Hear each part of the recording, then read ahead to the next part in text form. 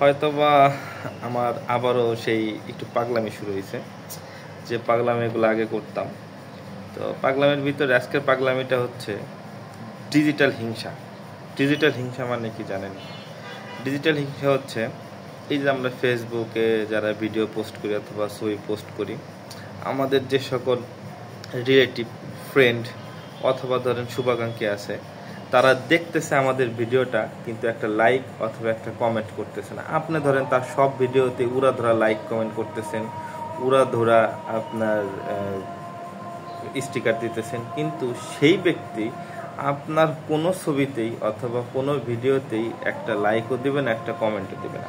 এটা হচ্ছে তার ডিজিটাল হিংসা। আবার এটা হইতে পারে তার ইগোটা অনেক বড়। সে মনে করে আমি কোথায়, ও কোথায়, ওর একটা ছবিতে আমি যদি লাইক অথবা কমেন্ট দেই তাহলে আমার ইগো ছোট হয়ে যাবে, আমি গরিব হয়ে যাব। ও হচ্ছে গরিব, ঠিক আছে, ওর ছবিতে কেন আমি লাইক দেবো অথবা কেন আমি কমেন্ট দেবো? এইটাকে বলে ডিজিটাল হিংসা।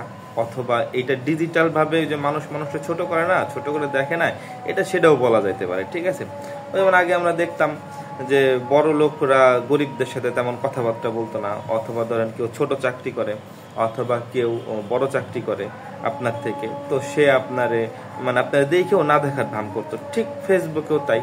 ফেসবুকেও আপনার ভিডিও অথবা আপনার এই যে সকল রিলস মিলস আছে, তারপরে আপনার যে সকল ছবি আছে ছাড়তেছেন, ধরেন সে আপনার সাথে ফেসবুকে অ্যাড আছে, কিন্তু জীবনে কোনোদিন আপনার একটা লাইকও দিবে না, একটা কমেন্টও করবে না, কিছুই করবে না। কারণ সে মনে করে সে আপনার থেকে অনেক বড়। আগে আমি যখন চাকরি করতাম না, তখন ভাবতাম মানুষ মনে হয় চাকরি করলে কত ব্যস্ত থাকে। এখন আমি যে প্রফেশনে আছি, ঠিক আছে, এই প্রফেশনে সবসময় চোখ কান সবসময় খোলা রাখতে হয়। প্রত্যেকটা টাইম ব্যস্ত, প্রত্যেকটা টাইম মানে আপনার, আমি যে ধরেন এখন আমার ডিউটি নাই, ডিউটি টাইম অফ, তারপরে ধরেন আমার চোখ কান খোলা রাখতে হইতেছে, কখন কি হইতে পারে, কি হইলো, আমি যে কাজগুলো করে আসছি সেই কাজগুলোতে কোনো ভুল হইলো নাকি, ঠিক আছে। কিন্তু অন্য প্রফেশনে যারা আমার ফ্রেন্ড সার্কেল বলেন তো, রিলেটিভ যারা আমাদের সাথে অ্যাড আছে, তারা সবকটাই গুড়াডিম বেকার আসলে। তাদের যে প্রফেশন, সেই প্রফেশনের সাথে তারা অনেক টাইম পায়, হিসাবে তারা অনেক টাইম পায়, তাদের কাজগুলো পরবর্তীতে মিলানোর প্রয়োজন পড়ে না সহজে, ঠিক আছে। বাসায় এসে রিল্যাক্স, বাসায়ও রিল্যাক্স, অফিসেও তারা রিল্যাক্স। কিন্তু আমরা বাসায়ও রিল্যাক্স না, অফিসেও রিল্যাক্স না।